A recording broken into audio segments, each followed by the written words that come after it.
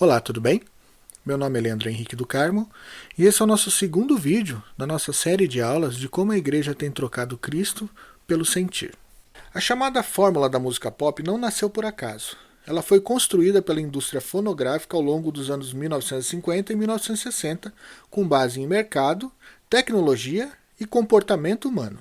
Vamos explicar passo a passo. O contexto dos anos 1950. Novo público-alvo, os adolescentes. Até então, a música era voltada para adultos, big bands, jazz, crooners. As gravadoras perceberam que o público jovem tinha poder de compra e buscava uma identidade própria. Mídia dominante, o rádio e depois a TV. A música precisava ser curta, direta e memorável para caber em programas e agradar rápido. Tecnologia do vinil, 45 RPM. O single cabia em torno de 3 minutos de música. Isso ajudou a padronizar a duração. Decisão industrial. Criar músicas fáceis, rápidas, que prendam já nos primeiros segundos. 2. A estrutura musical simplificada.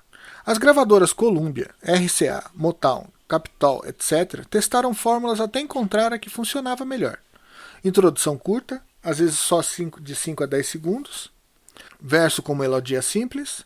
Refrão forte e repetitivo, o hook ou gancho. Ponte ou variação breve para não cansar. Final rápido, muitas vezes repetindo o refrão.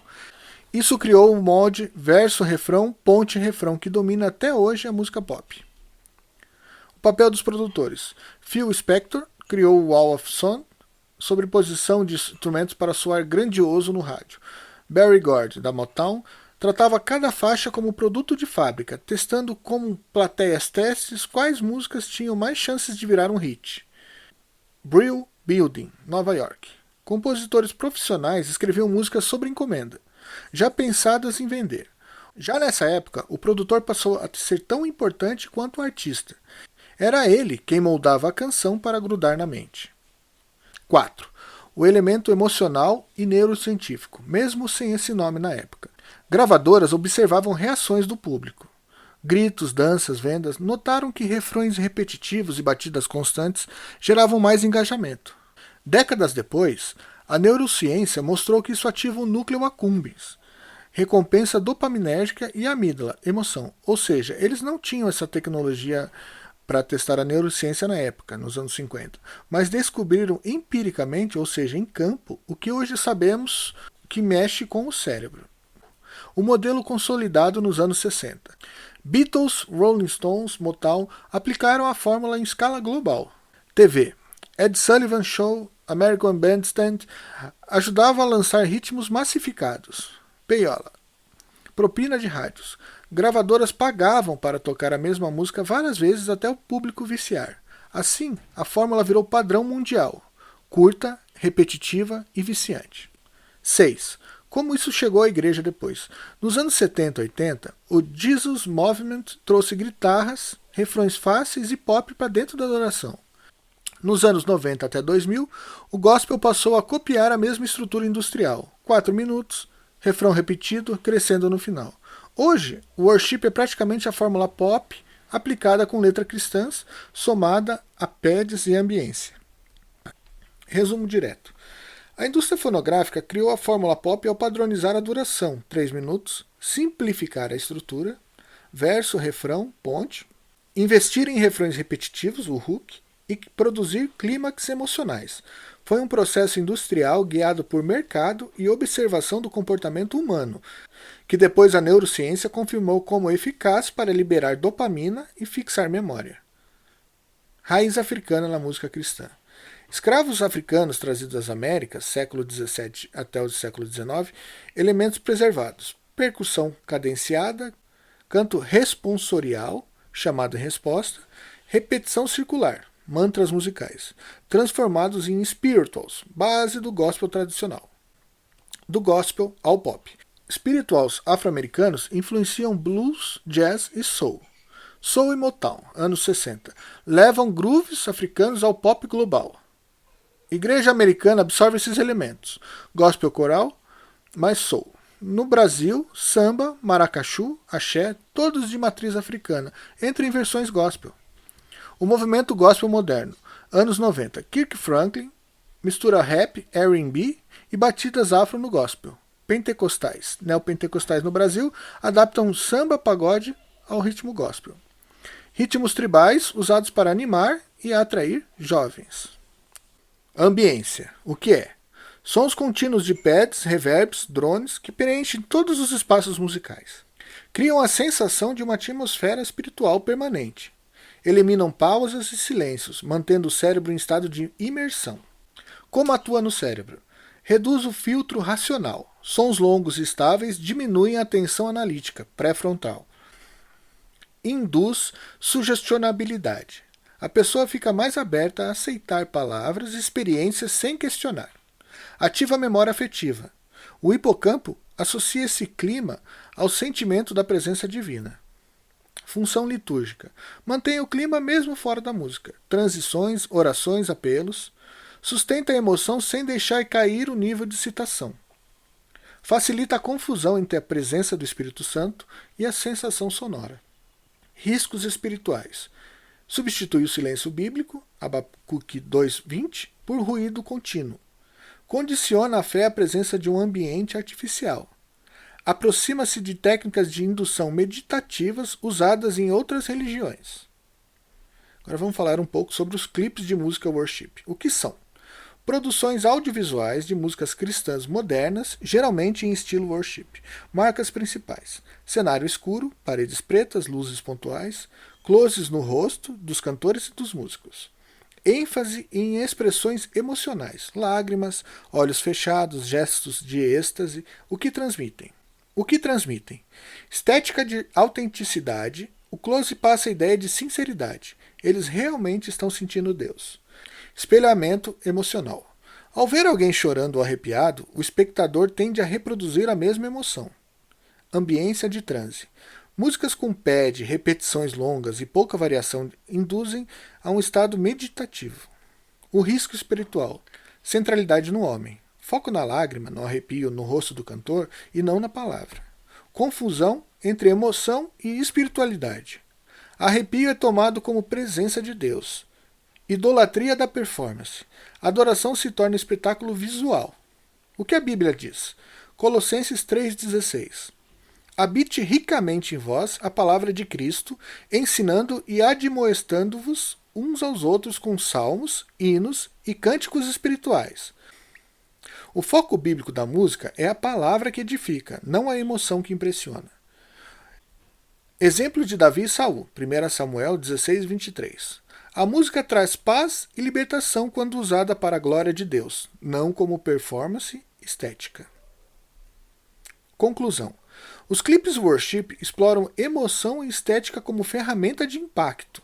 Psicologicamente funcionam, mexem com dopamina e espelhamento, mas espiritualmente correm o risco de criar crentes superficiais, dependentes do arrepio e não da palavra. Frase de impacto. O close no rosto emociona, mas somente a palavra transforma. Worship global. A partir dos anos 2000. Hillsong, Bethel, Elevation. Pop rock mais ambiência. Igrejas brasileiras e afro-americanas adicionam percussão tribal. Mistura atual. Pop, fórmula industrial, ambiência, pads, reverbs e circularidade rítmica africana. Risco teológico. Repetição mais percussão cadenciada induzem transe, forma ritual comum em cultos africanos. Ambiente pode ser confundido com a ação do Espírito Santo. Resultado. Sincretismo litúrgico. Pop mais transe mais ambiência igual a adoração emocional. Riscos dos ritmos de matriz africana no culto cristão. Características originais. Percussão cadenciada e circular. Batidas repetitivas que induzem transe. Repetição de frases curtas. Cânticos mantrizados para abrir espaço espiritual. Chamado e resposta. Líder para a assembleia, reforçando coesão e êxtase coletivo. ênfase corporal, dança ritual, movimentos repetitivos. Efeitos neurológicos. Entertainment rítmico. O corpo se sincroniza com a batida, favorece estados alterados de consciência. Sugestionabilidade. Repetição mais cadência reduzem resistência racional. Memória afetiva. O cérebro associa a batida ao momento espiritual, mesmo sem conteúdo bíblico. Riscos espirituais. Esses ritmos foram criados historicamente para invocar entidades. Exu, Pombagira, etc. A forma já está ligada a funções ritualísticas de incorporação e transe. Importar isso para o culto é recriar o mesmo ambiente espirituais onde demônios atuam.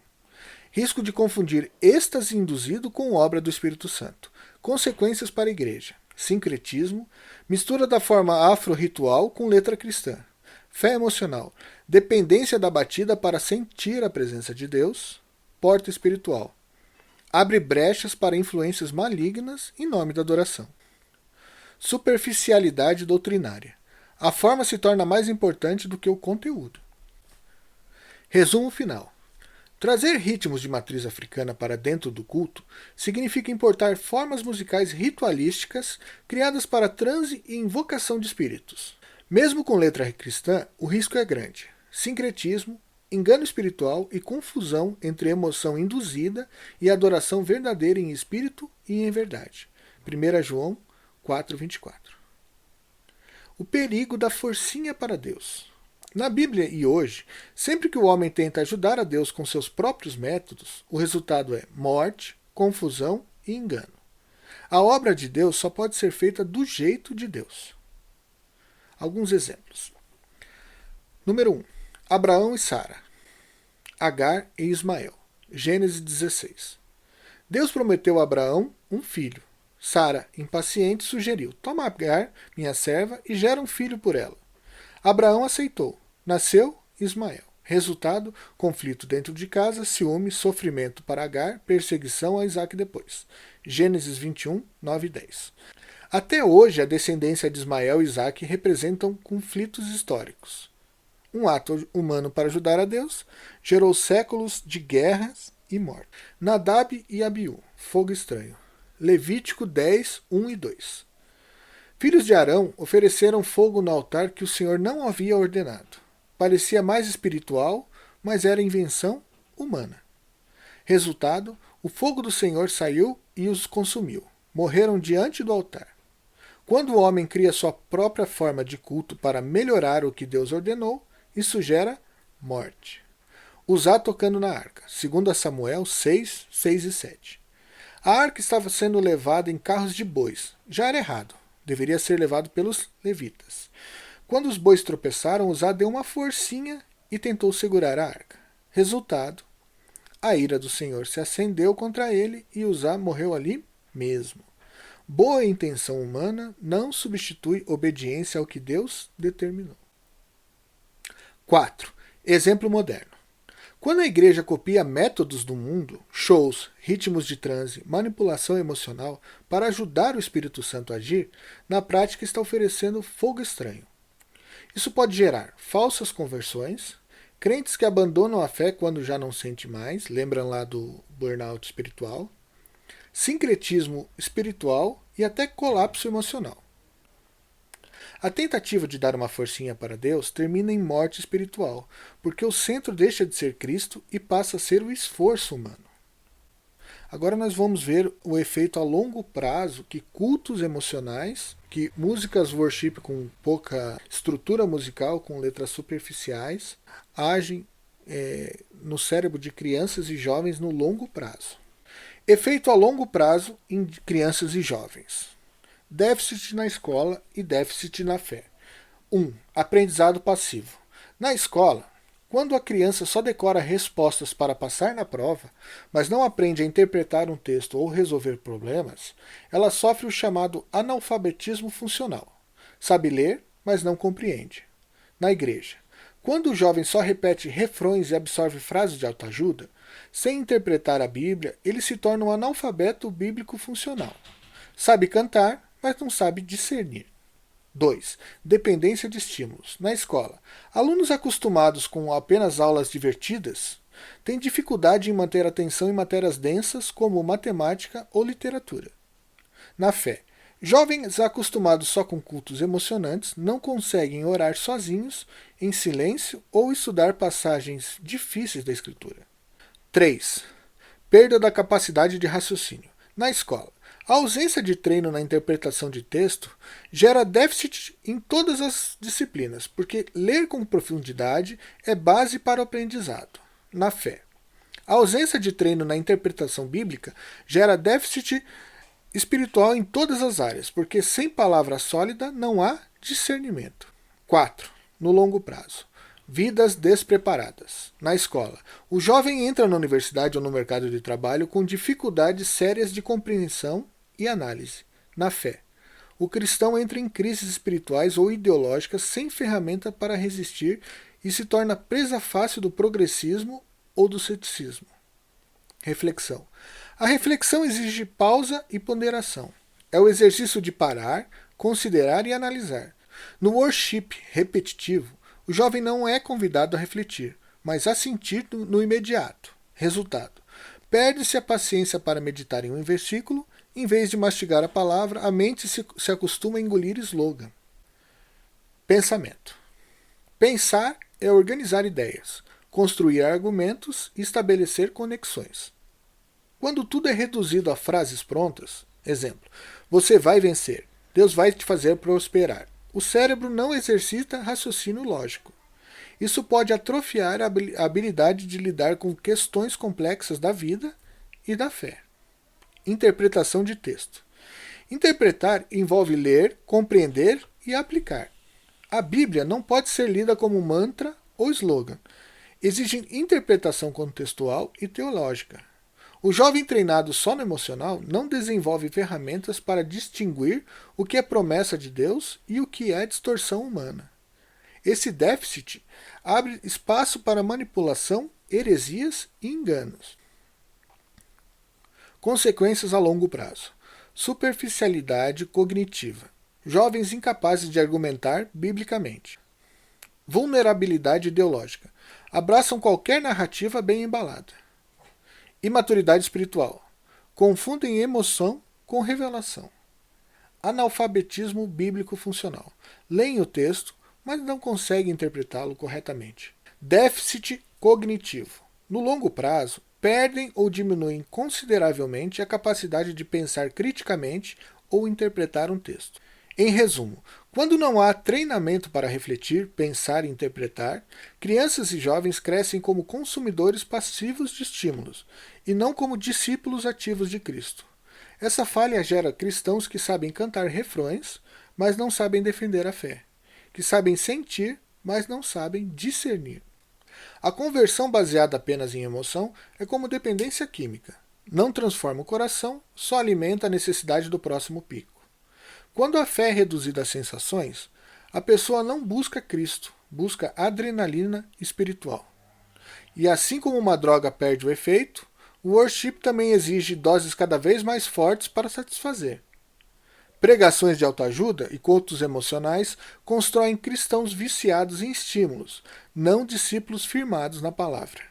No longo prazo, essa busca incessante pelo sentir esgota a alma e leva ao burnout espiritual. A seguir, alguns exemplos desse burnout. 1. Marty Sampson, Hillsong. Ex-integrante do Hillsong United, compositor de muitos cânticos que embalaram a juventude evangélica nos anos 2000. Em 2019, anunciou publicamente que estava perdendo a fé, admitindo que não conseguia mais sustentar suas crenças. Seu histórico é um retrato do culto altamente emocional, músicas intensas, experiência estética, mas pouca base bíblica sólida. Joshua Harris, autor do best-seller I Kissed Dating Goodbye, 1997. Referência no movimento evangélico jovem nos Estados Unidos. Cresceu em um ambiente de culto e conferências voltadas a jovens, com forte apelo motivacional. Em 2019, declarou não se considerar mais cristão. Seu caso mostra como a fé baseada em fórmulas e slogans não resistiu ao confronto cultural. 3. John Steingart, Rick Nelson. Vocalista da banda cristã Rick Nelson. Em 2020, publicou que não acreditava mais em Deus. Vindo de um ambiente de música cristã jovem altamente associado ao entretenimento, ele mesmo reconheceu que sua fé nunca foi construída em convicções profundas. Agora nós vamos partir para a parte da neuroarquitetura. A igreja tradicional. O circuito da calma e da contemplação. Uma igreja com paredes claras, iluminação suave e atmosfera mais serena estimula áreas cerebrais relacionadas ao relaxamento, à introspecção e à conexão com a espiritualidade de uma forma calma. Aparência. A luz natural e o ambiente claro têm um efeito direto no nosso sistema nervoso. A ausência de estímulos visuais agressivos, como luzes piscando ou cores fortes, permite que o nosso cérebro entre em um estado de menor alerta. Isso reduz a produção de cortisol, o hormônio do estresse, e pode aumentar a produção de serotonina, um neurotransmissor associado ao bem-estar e à calma. Reverência e contemplação. A arquitetura, mesmo que não seja grandiosa como uma catedral, direciona o olhar para o altar, a cruz e outros símbolos. Essa simplicidade visual foca a atenção e permite a ativação do córtex cingulado anterior e do lóbulo temporal. O córtex cingulado anterior está envolvido na regulação emocional e na tomada de decisões, enquanto o lóbulo temporal é associado à memória e, em alguns estudos, a experiências místicas e espirituais. A quietude e a falta de distração encorajam a introspecção e a oração, permitindo que a pessoa se conecte com o divino de forma pessoal e silenciosa. A familiaridade e a simplicidade do ambiente podem diminuir a ansiedade social e a sensação de julgamento.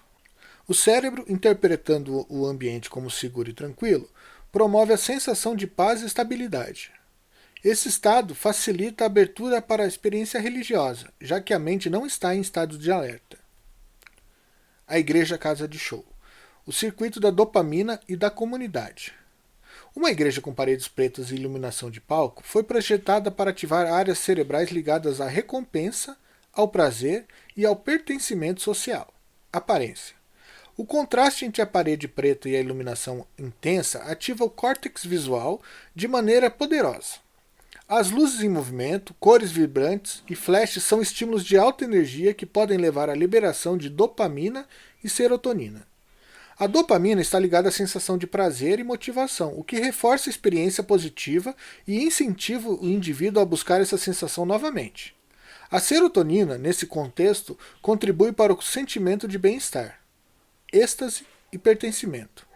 A experiência de cantar e levantar as mãos em uníssono com a comunidade, embalado por uma música de alta energia e luzes, pode criar um estado de sincronia coletiva. A neurociência do pertencimento mostra que atividades rítmicas em um grupo podem levar à liberação de endorfina e ocitocina. A ocitocina é o hormônio do abraço, ou do vínculo, que fortalece os laços sociais e promove o sentimento de unidade. A endorfina, por sua vez, é um analgésico natural que pode induzir uma sensação de euforia, muitas vezes interpretada como a manifestação do divino. Foco direcionado. As paredes pretas não são apenas um detalhe estético. Elas atuam como uma caixa que remove as distrações visuais, direcionando toda a atenção para o palco. Isso maximiza o impacto emocional das mensagens e da música, tornando a experiência mais imersiva e intensa. Em resumo, a igreja tradicional utiliza a neurobiologia da calma e da introspecção para criar um espaço de reverência e contemplação, estimulando a reflexão pessoal. Já a igreja casa de show utiliza a neurobiologia da excitação e do pertencimento para criar um espaço de êxtase e de celebração comunitária, focando em uma experiência compartilhada e emocionalmente carregada. Aqui nós vamos citar um exemplo de como um ministério bíblico profundo pode se perder ao tentar ter mais relevância. Forcinha para Deus.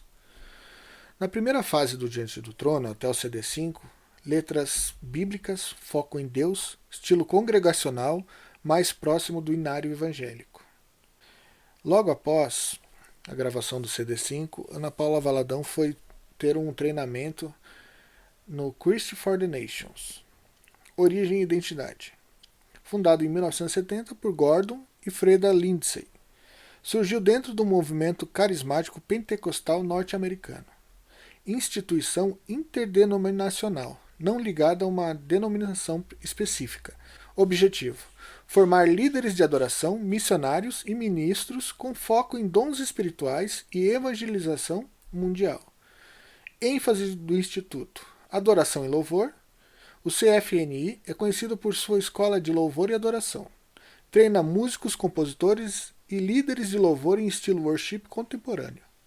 Influência direta nos movimentos como Hillsong, I Hope, Vineyard, carismático e dons espirituais. Forte prática de oração profética, cura, línguas, palavras de revelação.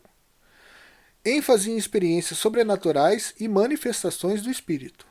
Missões mundiais. Formação missionária voltada para o envio a diversas culturas. Slogan frequente: para todas as nações.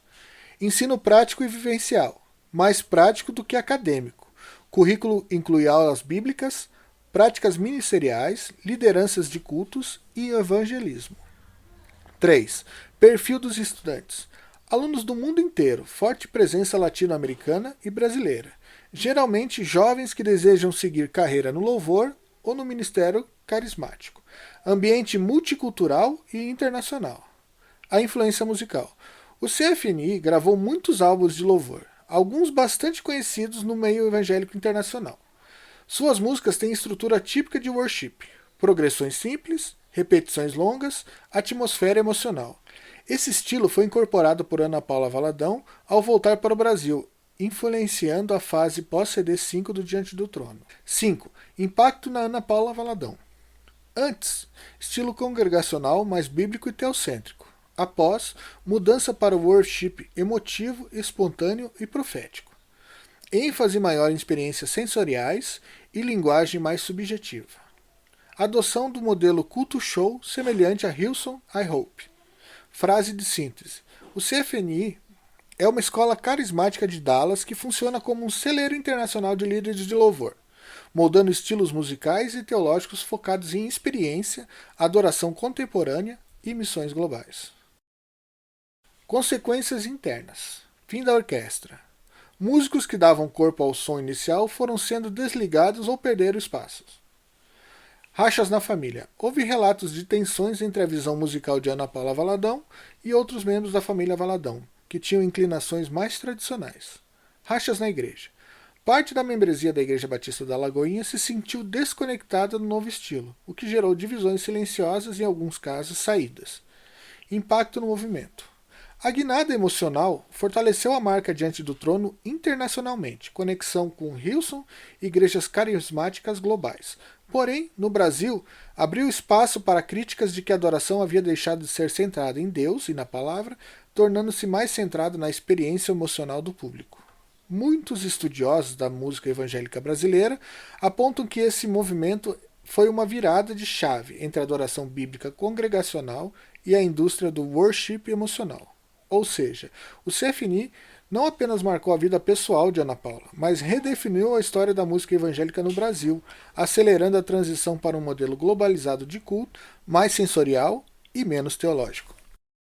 Agora nós falaremos sobre pregações polêmicas. Quando uma pessoa ouve uma pregação sobre um tema polêmico, o cérebro reage de forma bem diferente do que quando escuta um assunto neutro ou familiar. Do ponto de vista neurológico, alguns pontos são centrais. 1. Atenção e sistema de alerta.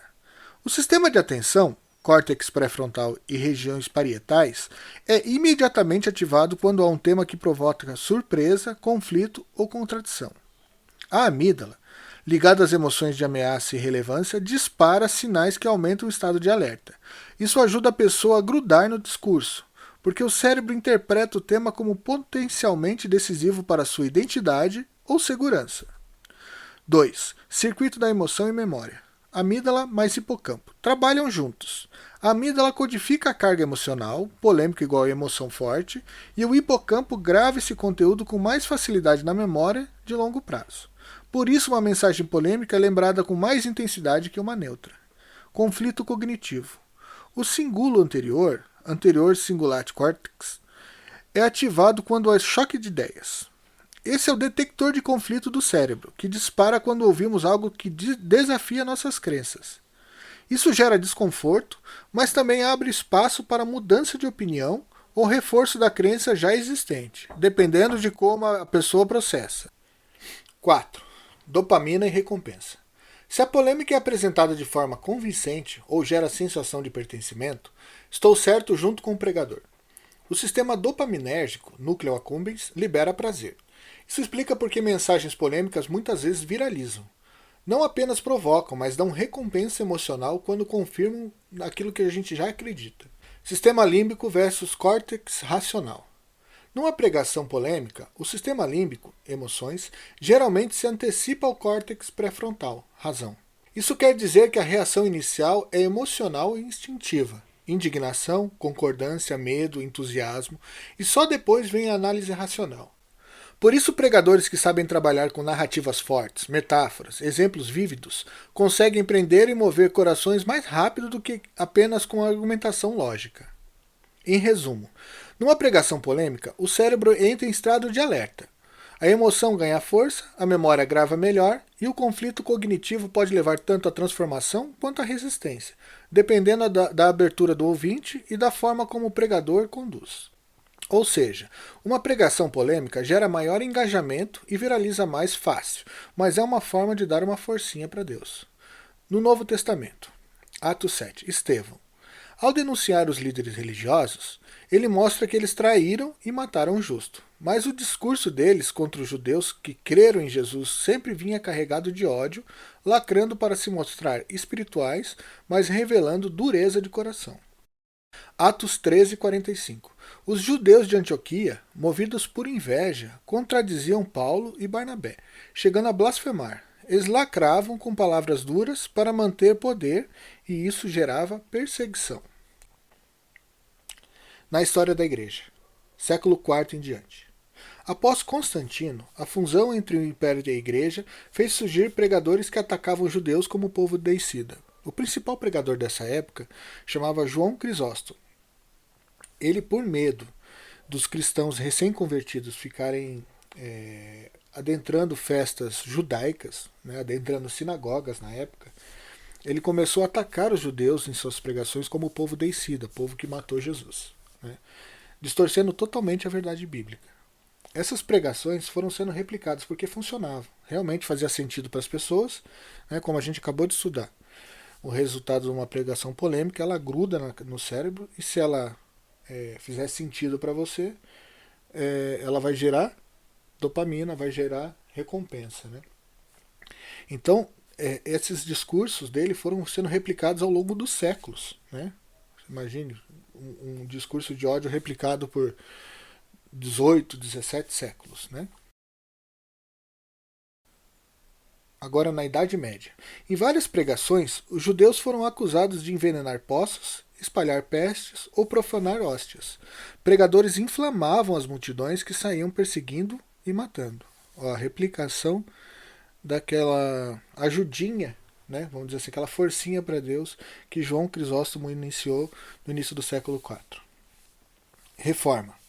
Até mesmo Martinho Lutero, um dos ícones do protestantismo, no fim da sua vida escreveu contra os judeus em tom duríssimo. O livro chamado Sobre os Judeus e Suas Mentiras, de 1543. Esse discurso foi usado séculos depois para justificar perseguições na Alemanha.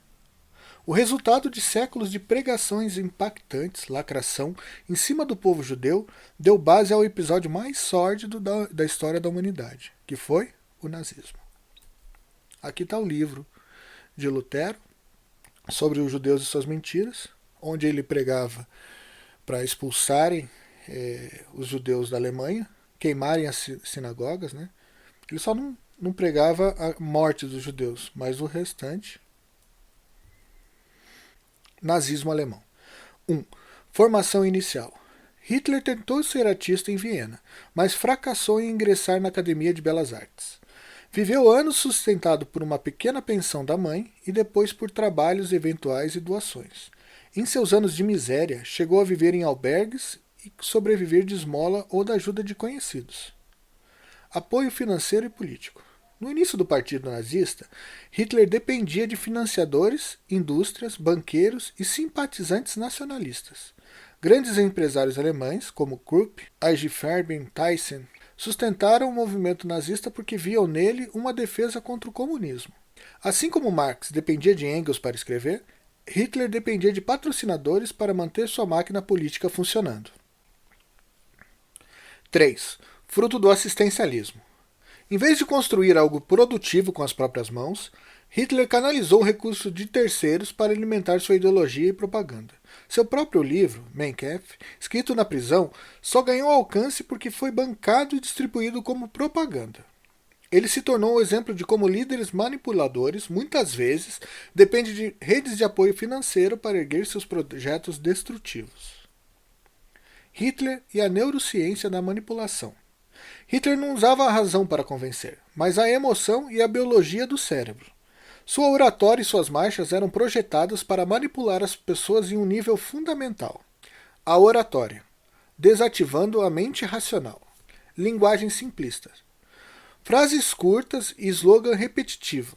Isso desviava a mensagem do córtex pré-frontal, o centro do pensamento crítico, enviando-a diretamente para o sistema límbico, o centro das emoções. Ataque sensorial. A voz de Hitler, que variava de sussurros a gritos, mantinha o público em estado de constante alerta. A adrenalina subia e a mente se concentrava na performance e não no conteúdo, criando um nós. Ao opor um nós, o povo alemão, a um eles, os inimigos, ele ativava a citocina, o hormônio do vínculo e o medo primitivo. Isso unia o grupo e o direcionava a buscar proteção em seu líder. As marchas. A euforia do coletivo. Sincronia perfeita. Marchar e saudar em uníssono geravam um fenômeno chamado sincronia coletiva. O cérebro liberava endorfinas, criando uma sensação de euforia e prazer que era associada diretamente ao movimento nazista. Sobrecarga visual. Bandeiras gigantes, uniformes e iluminação dramática sobrecarregavam os sentidos. O cérebro associava esse espetáculo de ordem e poder a uma recompensa, prometendo um futuro grandioso. Dissolução do indivíduo. Ao participar, o indivíduo se dissolvia na massa, sentindo-se parte de um todo poderoso.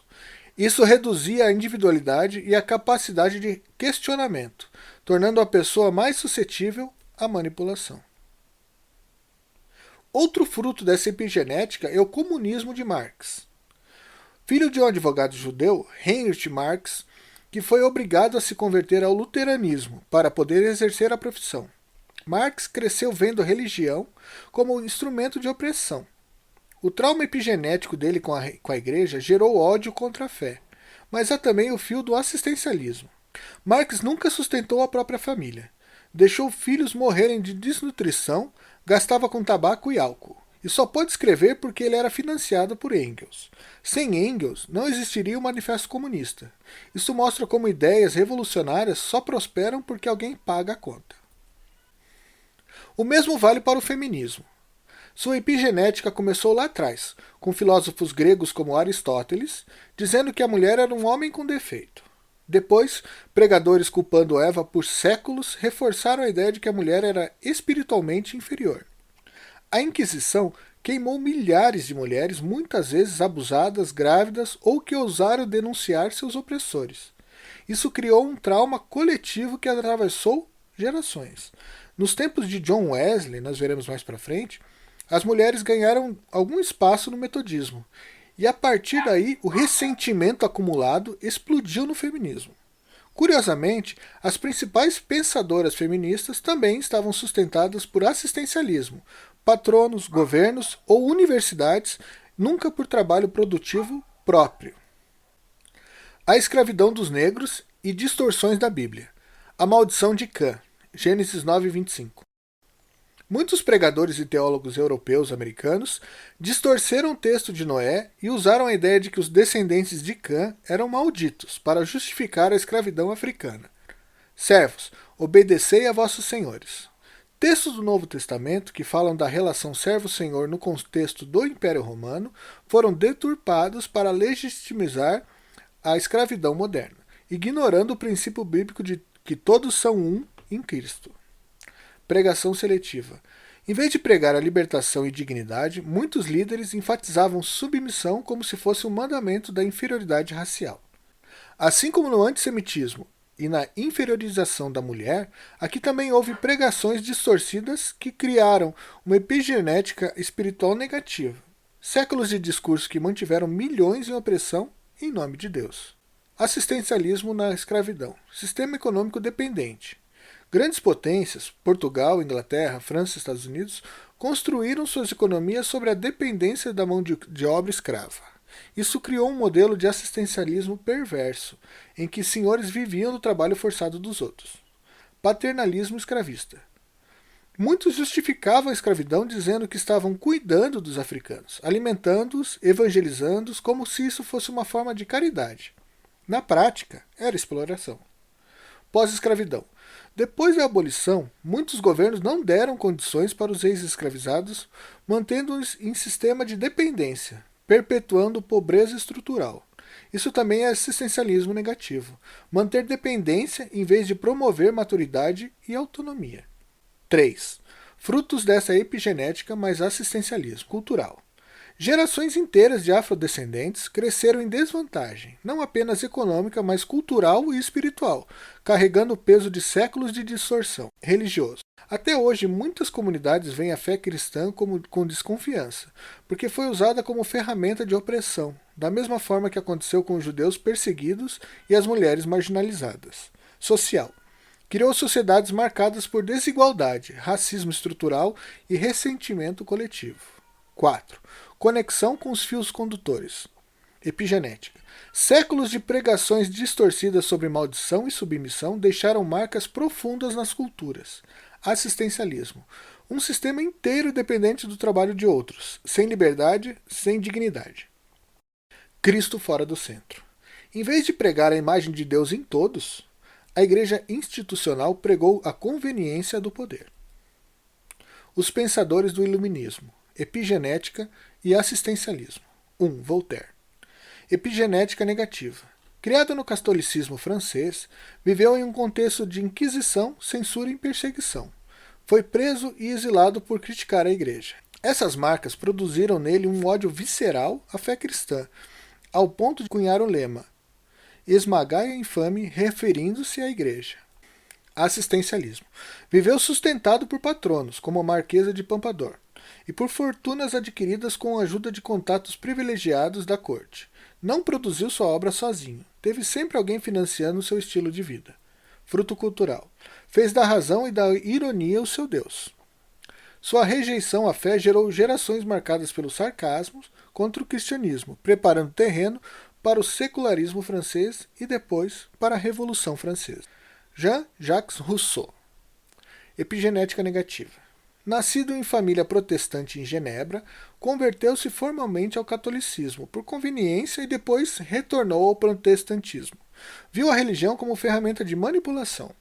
Cresceu em ambiente de abandono, mãe morreu cedo, pai ausente, o que deixou marcas profundas da rejeição e desconfiança. Assistencialismo. Viveu sustentado por patronos, amigos e amantes. Frequentemente incapaz de se manter, foi sempre financiado por outros. Fruto cultural. Criou uma religião natural e uma filosofia sentimental, o bom selvagem, que rejeitava a revelação bíblica. Suas ideias alimentaram o romantismo e influenciaram movimentos revolucionários que tiraram Deus do centro e colocaram o homem como essencialmente bom. Denis Diderot. Epigenética negativa. Criado no catolicismo, estudou em seminário, mas rompeu com a fé e se tornou deísta, e depois ateu. Viu a igreja como inimiga da liberdade e do pensamento. Assistencialismo. Foi sustentado por mecenas, principalmente por Catarina a Grande, que comprou sua biblioteca para que ele pudesse continuar escrevendo sem preocupações. Fruto cultural. Liderou a publicação da enciclopédia, que buscava substituir a cosmovisão cristã pela razão iluminista. Criou um manual cultural que moldou gerações na base de um humanismo secular. 4. Immanuel Kant. Epigenética negativa. Criado em um lar pietista luterano rígido, embora não tenha rompido totalmente com a fé, rejeitou os dogmas sobrenaturais e buscou construir uma religião da razão. Assistencialismo. Embora fosse professor, dependia do sistema universitário estatal e de bolsas acadêmicas para se sustentar e escrever. Fruto cultural. Desenvolveu uma fé moral racional, separando a religião da revelação bíblica. Sua filosofia alimentou o liberalismo teológico e o racionalismo moderno, que esvaziaram a fé cristã na Europa. Síntese. O padrão dos iluministas. 1. Epigenética negativa. Traumas com religiões institucionais, catolicismo, pietismo rígido, abandono familiar deixaram marcas de rejeição. 2. Assistencialismo. Nenhum deles produziu isolado. Todos tiveram patronos, mecenas, universidades ou círculos privilegiados que os sustentaram. 3. Fruto cultural. Em vez de restaurar a fé, substituíram-na pela razão, pelo sentimentalismo ou pelo ateísmo, preparando terreno para o secularismo europeu e, mais tarde, para ideologias como o comunismo e o progressismo. Reprogramação mental em cultos modernos. O que é? Técnica de condicionar a mente por meio de emoção, repetição e ambiente. Cultos modernos têm usado isso como forma de mudar a mentalidade do fiel, mas sem raiz bíblica. Em vez de discipulado e exposição da palavra, trabalham gatilhos emocionais e psicológicos. Como funciona? Repetição e mantras. Frases ditas várias vezes até que se fixarem. Eu decreto, vai dar certo, sou mais que vencedor. Ambiente emocional. Música, pads, loops, teclados, luzes e voz suave criam um clima de transe. Ressignificação. Líderes fazem fiéis voltarem no passado e reinterpretarem traumas à luz de frases positivas. Deus já cancelou sua dor. Sugestão coletiva. Ao ver multidões reagindo, o fiel imita, achando que é ação do espírito. Paralelo com a psicologia, PNL. Programação neurolinguística. Mudar crenças por meio da repetição e imagens mentais. Hipnoterapia, regressão. Levar a pessoa a reviver experiências e ressignificar sentimentos. Terapias cognitivas. Alterar comportamentos por mudança de padrões de pensamento. No culto.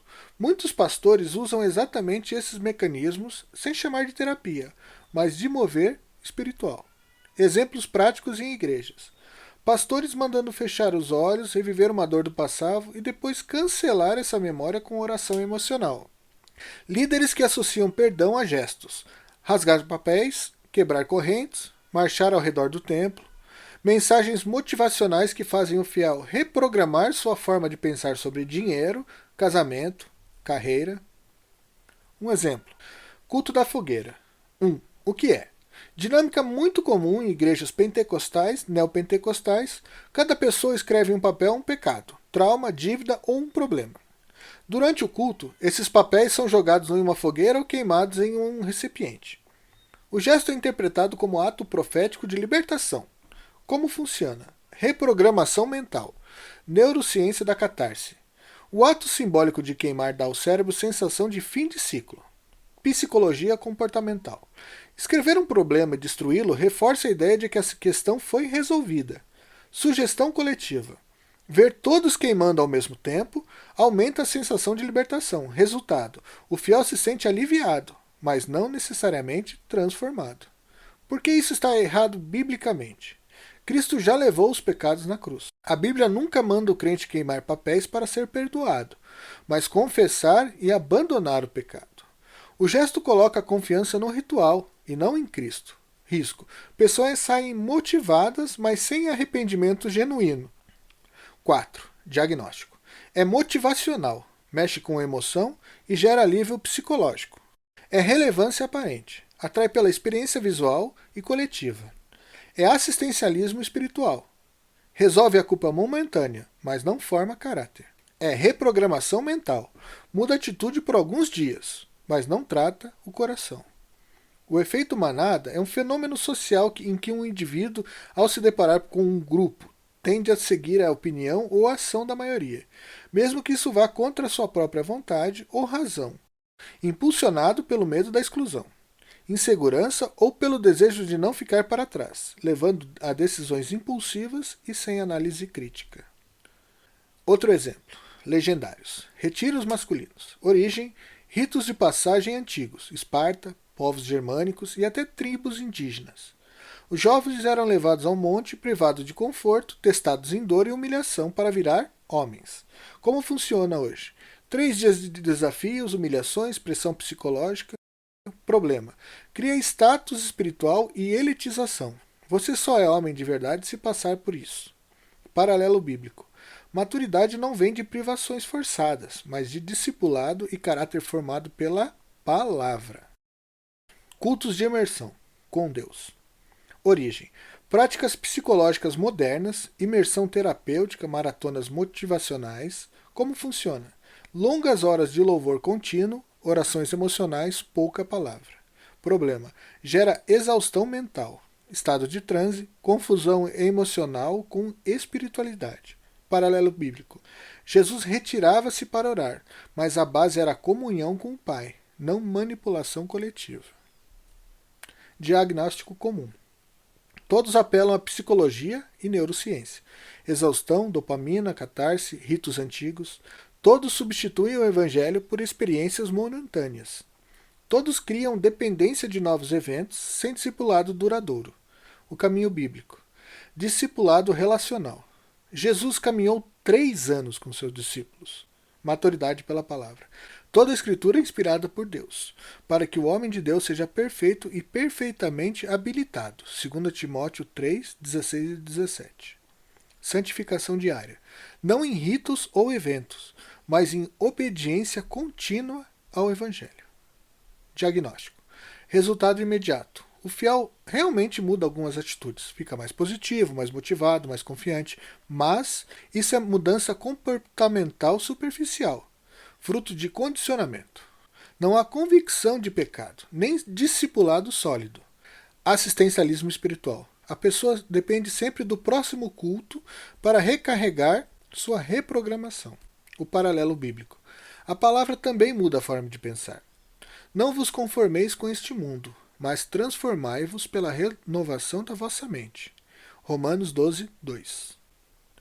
Mas a diferença é que a palavra vai além de atitudes.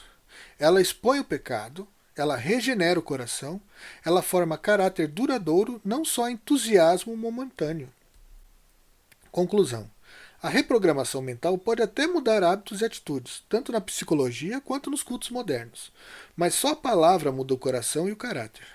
É aí que está a diferença. Técnicas humanas podem condicionar comportamentos. A cruz transforma a essência do ser humano. Frase de impacto: a reprogramação mental muda atitudes, mas não muda o coração. O arrepio pode durar 3 dias, mas só a palavra gera frutos eternos.